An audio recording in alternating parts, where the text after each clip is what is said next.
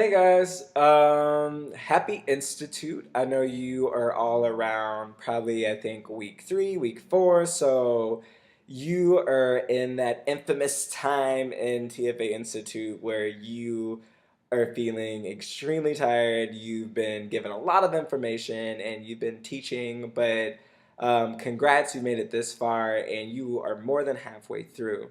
Um, a little bit about me. My name is Cornelius Lee, and I'm a 2011 Chicago Corps member. I just finished my 2 years with the Corps, but I actually taught a year outside of it. So I'm going into my fourth year of teaching next year, and I teach ninth grade English, and I'll be stepping into the ninth grade team leader position at my school. So I'm super excited about what next year holds for me. And my good friend Nick Courtney asked me to share a little bit about my experience over the past 2 years. First off, I would like to give a minor shout out to Nick Courtney. Who knows if he'll show this part or not, but he is a great person to talk to about this. I know for years we've talked about just race, class, and what that means in our society. And I know Nick is so very passionate about this. So you're in super awesome hands when it comes to these type of conversations. Anyway, so my first year of teaching, I walk in the door and I'm like, okay, my students are all black. I'm black. Commonality, duh. And also, I had this idea of what a teacher should be like or act like. And I went in being that idea of what I thought a teacher should be like or act like. And that worked for a few months. And there was this just feeling in my room where no one was really having fun, right? I was teaching the content well enough. Kids were following directions. They were compliant and they were sitting in their seats and they were quiet when I told them to be quiet and they followed directions. But it just felt so lifeless. And just me personally, I am full of life. I like to be the life of the party. I am really compassionate. I'm a gushing heart. Like, I cry at commercials with babies and dogs, and that's just who I am, right? I'm an empathetic person. And when I came into my classroom, all of a sudden I would throw all of that by the wayside, right? And there was a disconnect there that I was not from 9 to 5, or rather, let's be honest, a teacher schedule more like 6:30 a.m. to 6:30 p.m., right? Not to scare you, but it gets real like that sometimes. I was being someone else. And that just took so much energy. I would feel so tired at the end of the day when I would like switch the Cornelius flip back on, and I just felt that like I needed to like I'm gay, so I felt that I needed to act straight, and being black, I needed to identify with their idea of what being black meant, right? Which is really damaging in multiple ways. But anyways, that's what I thought, right? I soon realized that after a lot of tension between me and my students, it just felt like so sterile, so formulaic what I was up there doing, and I didn't care about my students as much as they cared about me. Right, I went there and I was glad that they were growing test score wise, but I didn't have that heart that I eventually would have later that year. And now I'm like freaking in love with all my students, but. So 3 months in, I had an incident with a student. She called me a faggot, and I just was stunned, right? And this is when I was being very militaristic in my class, like you do this, right? And she called me a faggot because she got upset about something that I wanted her to do. She wasn't following directions or something like that. And I froze and waited for the reaction, I guess. When anyone is kind of confronted with anything like that, right? Like you have to almost brace, right? And I did, and a lot of the students kind of uproared with her, and it made me feel extremely uncomfortable. I kind of lost control of the classroom that day, and there were several teachable moments that I could have taken, but I just didn't establish that rapport with my students to make those teachable moments actually count.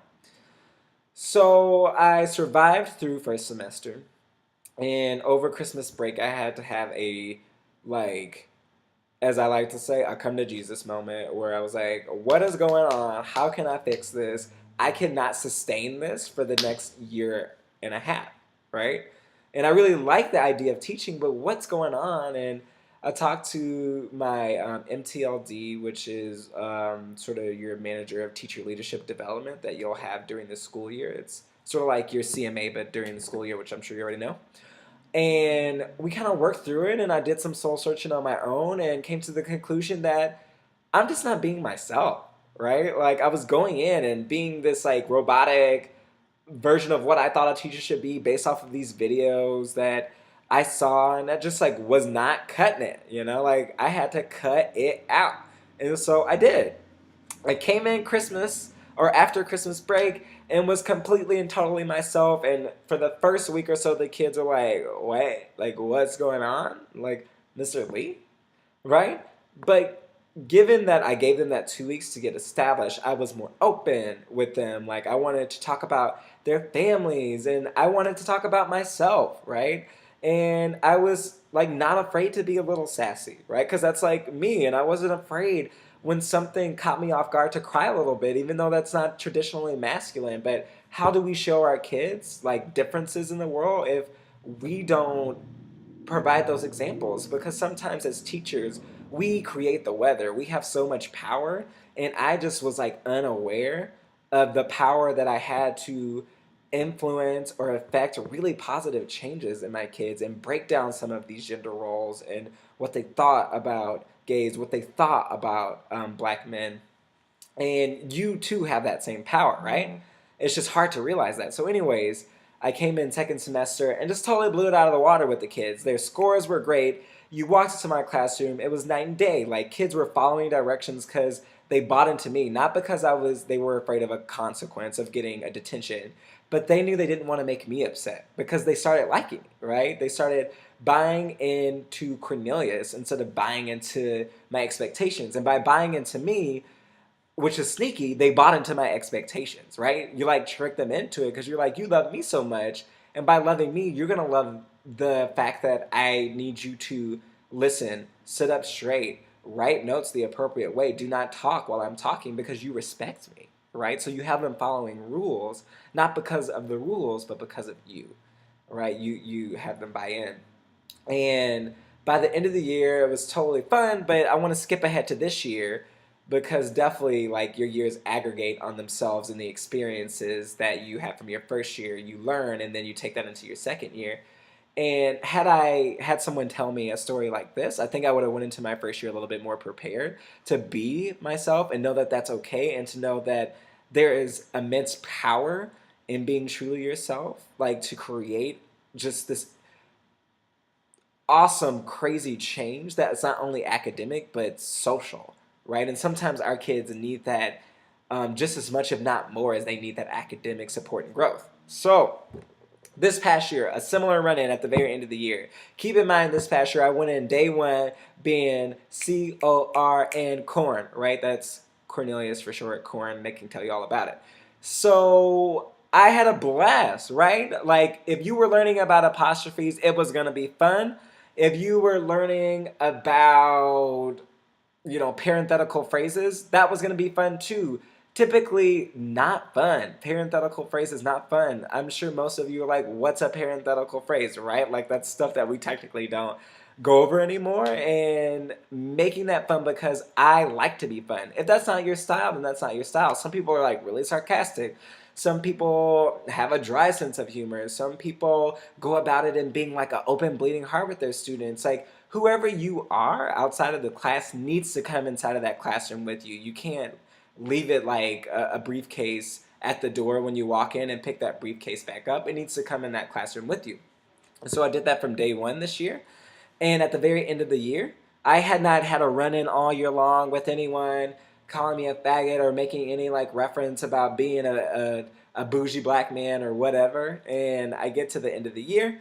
And keep in mind that I also like this year started off by like opening up to my kids about certain things. I mean, you don't have to tell your kids everything that's like your comfort level, but I definitely told them like where I grew up, how like I was slightly different. I didn't go into like I am gay, but I basically hinted towards like I live an alternative lifestyle, but these are the things that are really positive about me is that like I'm here to help you. And ultimately you're here to help me too, right? It's that awesome process of like, I'm going to learn as much from you as you're going to learn from me. And so at the very end of the year, um, a student called me a gay bitch. I didn't hear this. My co-teacher heard it, and he came up to me later and he told me, but I didn't know this, right? And the student, right after I had this confrontation with the student, she was sitting in the back. A student not too many, a few seats away from her, raised his hand. Rashawn, I call him the bulldog because he actually externally looks a little bit like a bulldog. Shh, don't tell him I said that. But also, he just has like this bulldog mentality about everything. He's like this rough ninth grader coming into his like male basketball persona identity, you know. So he's like playing that up a little bit, trying to impress the ladies.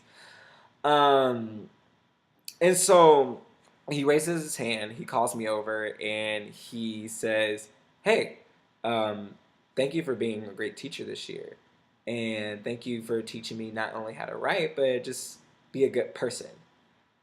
And I just kind of stood there for a moment and I looked at him and I was like, "You good? Like, everything okay?"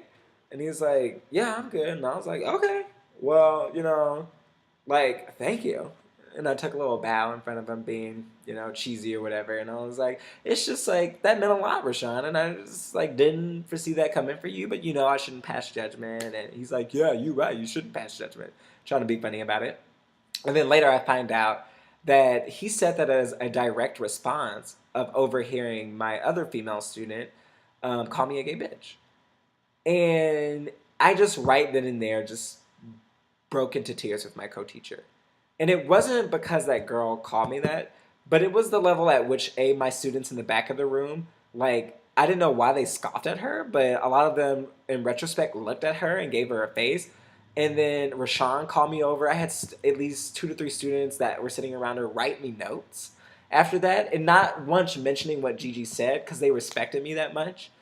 And I was strict still. I was still very strict. I'm still very loving. And to have those students write those notes in response to what Gigi had said that I had arrived to a certain point that I wasn't at my first year, and I think I could have achieved if I just knew how to be more comfortable in my own skin, who I was, because once you're comfortable being you, you don't have to worry about being someone else, which is a whole, like, that's a full-time job, being someone else in the classroom. And that can sometimes cover up what you need to go in and do, which is hold your kids to high academic and behavior expectations.